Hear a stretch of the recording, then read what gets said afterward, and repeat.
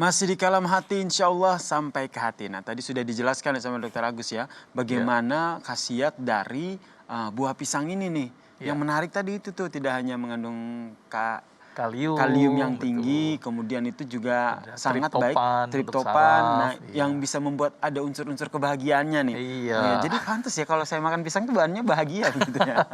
Karena kenyang juga kali ya. Iya, asal jangan banyak utang juga nanti. Ya iyalah, jangan kebanyakan utang terus makan pisang biar happy gitu, nggak selesai juga utangnya gitu. Nah, sebelum dilanjutkan oleh Ustadz Agus untuk menjelaskan seperti apa konsumsi pisang yang baik, dan kemudian di Al-Quran sendiri kan sudah menjelaskan bahwa ada buah pisang gitu. Ada nggak penjelasan cara mengkonsumsi buah secara umum yang baik dan benar seperti apa? Saya ajak dulu nih teman hati untuk melihat ada resep sederhana dan yang mudah dan cepat yang bisa kita lakukan dengan buah pisang ini nih. Nah, kebetulan kalau kita lihat nih di tengah-tengah kita nih, Ustadz, sudah ada beberapa bahan untuk membuat smoothies pisang. Banana smoothies lah bahasa kerennya gitu. Ternyata membuat minuman seenak dan sehat itu tuh ternyata gampang teman hati. Nih kita contohin ya. Bahan-bahannya sangat sederhana. Yang pertama tentu saja buah pisang. Ini bisa 100 gram buah pisang. Kemudian bahan berikutnya adalah strawberry. Nah, ini dia strawberry-nya. Kemudian kita juga memakai madu. Nanti pakainya 2 sendok makan aja. Ini sesuai selera sih biasanya. Kalau seandainya suka madu boleh dibanyakin. Kalau enggak ya diganti aja. Dan kemudian ini kita juga pakai 200 ml susu cair. Biar sehat kita cari yang low fat atau yang non fat. Gitu dong. Kemudian semua bahan tersebut dimasukkan ke dalam juicer atau blender. Kemudian kita campur deh. Kita blender sampai halus dan bisa ditambahkan es batu. Hasilnya seperti ini nih. Tadi pagi-pagi sebelum kita ini syuting sudah dipersiapkan nih oleh kru Kalam Hati pastinya. Nih 2 gelas smoothies yang insya Allah enak. Boleh dicoba? Ayo kita coba. Iya, ini pagi-pagi. Harusnya enak nih ya. Ini kayaknya kita aduk dulu nih ya. Tapi bahannya ini alami semua ini. Iya, luar betul. ini. Nah, ini bahannya kan ada pisang, kemudian strawberry, kemudian madu dan juga susu ya. Nah, kita coba ya. Coba ya teman hati. Kuning, ini madu dari warnanya aja nih menggiurkan sekali nih teman hati nih. Nah, kita coba kayak ya. Kita coba ya. Bismillahirrahmanirrahim. Enak. Saya mau habis. Masya Allah. Ini enak banget ya. Gitu. Jadi kalau berbicara soal makanan sehat, buah-buahan yang sehat, ternyata dengan membuat seperti ini juga insya Allah akan memberikan kesehatan buat tubuh kita ya. Iya, betul. Lagi bisa dirutinkan kayak gini. Wah, itu lebih bermanfaat sekali itu insya Allah. Saya sekali lagi deh. Enak soalnya. Nanti habis acara kita habisin nanti. Oh iya, oke. Siap. Kita lanjutkan dulu nih tausiahnya. Jadi ini sekali lagi ya, ini adalah salah satu resep yang bisa teman hati coba di rumah untuk mengolah buah pisang. Karena ternyata tidak semua orang suka ya langsung mengonsumsi buah pisang secara langsung. Jadi bisa diolah dulu nih. Karena nutrisinya juga insya Allah banyak. Ya, betul.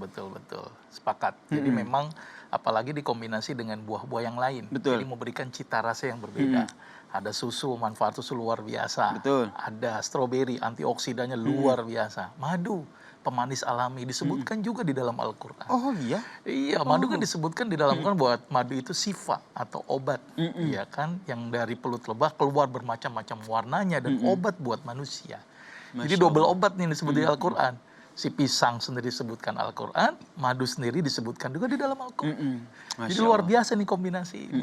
Apalagi diawali dengan sesuatu yang baik ini. Iya. Kaliumnya yang tinggi, madu antibiotiknya luar biasa, gulanya nggak masalah, susunya juga ditambah tadi yang non-fat.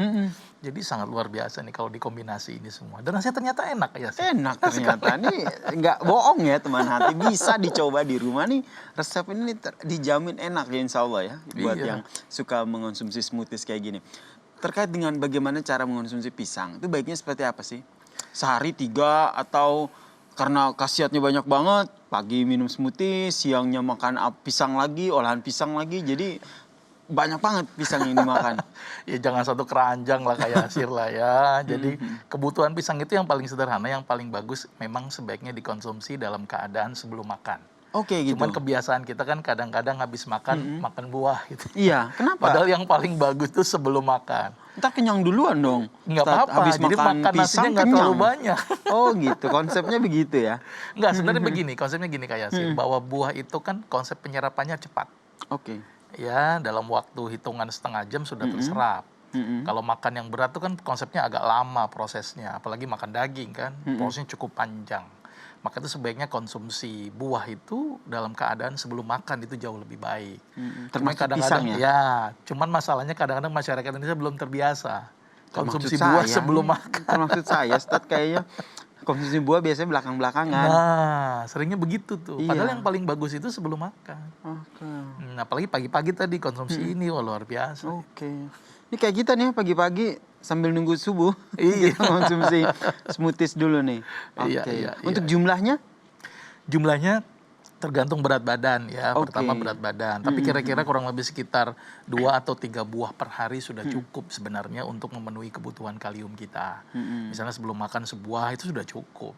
Ya, karena kalium itu memang kalau berlebihan pun juga nggak bagus gitu kan. Maka itu kebutuhannya harus cukup ideal. Kalau kelebihan kalium tuh dampaknya apa? Atau dikeluarkan dalam tubuh dalam bentuk urin? Atau Iya, artinya segala sesuatu yang berlebihan pun itu akan berdampak banyak, ya kan? Berdampak buruk kepada tubuh. Kalau kelebihan vitamin menyebabkan hipervitaminosis. Ya, kelebihan mineral pun juga jadi masalah. Misalnya contoh kalau kelebihan zat besi jadi keracunan, kelebihan kalsium mungkin jadi timbul batu. Kelebihan kalium mungkin akan berdampak berat dari fungsi ginjalnya. Jadi banyak aspek. Jadi artinya segala sesuatu yang berlebihan tidak diajarkan dalam ajaran agama Islam. Betul. Kan Allah juga berfirman di dalam Al-Quran, wa kulu wasrobu wa la tusrifu, makan dan minum tetapi jangan berlebihan. Jadi ada takarannya. Gitu. ada takarannya teman hati, jangan sampai berlebihan. Iya. Begitu. Kemudian kalau makan pisang nih, kan sekarang banyak banget tuh olahan pisang. Pisang piscok, pisang coklat, kemudian pisang goreng, banana cake. Iya. Terus olahan pisang yang lain, baiknya konsumsinya seperti apa nih biar tetap mendapatkan khasiat dari buah pisang itu sendiri? Iya, sebenarnya kalau dikombinasi itu terserah masing-masing individu ya. Cuman kadang-kadang kombinasinya yang harus pas. Jangan misalnya pisang, ya pisangnya bagus nih, tetapi ternyata ada unsur-unsur yang buruk ditambah mohon maaf pewarna, Oke. terus tambah lagi perasa, ya atau tambah pengawet, itu jadi buruk. Jadi memang baiknya pisang itu dikonsumsi alami aja ya. Yang paling bagus itu yang Yang natural. paling Kayak seperti bagus ini kan itu natural sekali Ini ini. natural nih. Iya, jadi tidak dikombinasi apapun. Karena kalau dikombinasi apapun takutnya bisa akan berpengaruh buruk juga tuh terhadap kesehatan kita. Pisangnya sih bagus, tapi kasih pewarna, pemanis Wah, sintetik, udah nggak sehat lagi jadi itu, masalah benar. lagi. Kandungan gizinya berkurang. Kemudian Ustadz, ini pisang ini kan biasanya boleh nggak sih dikonsumsi oleh orang yang sedang menjalani diet? Boleh-boleh saja, Boleh-boleh nggak saja masalah, ya? bagus sebenarnya. Karena tadi unsur seratnya juga bermanfaat bagus buat tubuh gitu ya. Katanya Jadi kan kalorinya ketinggian nih, jadi nggak baik nih untuk orang diet gitu. Bener nggak Ustadz? sebenarnya gini, kalori yang dihasilkan dari buah jauh lebih aman. Artinya gini, yang paling bikin gemuk itu adalah kalori, mohon maaf, gula atau lemak, ya lemak-lemak buruk gitu ya. Jadi sebenarnya begini, kita tidak usah khawatir kalau buah itu menghasilkan kalori, tapi kalorinya itu jauh lebih aman. Kalorinya jauh lebih aman. Iya. Jadi kalau misalnya kita mau mengontrol kalori kita atau defisit kalori, berarti kalori dari pisang ya berarti kalori dari makanan lain kita tekan begitu ya. Iya, Oke. betul. Jadi boleh nih ya. boleh Mantap. banget, boleh banget. Jangan kemana-mana, tetaplah di Kalam Hati, insya Allah sampai ke hati.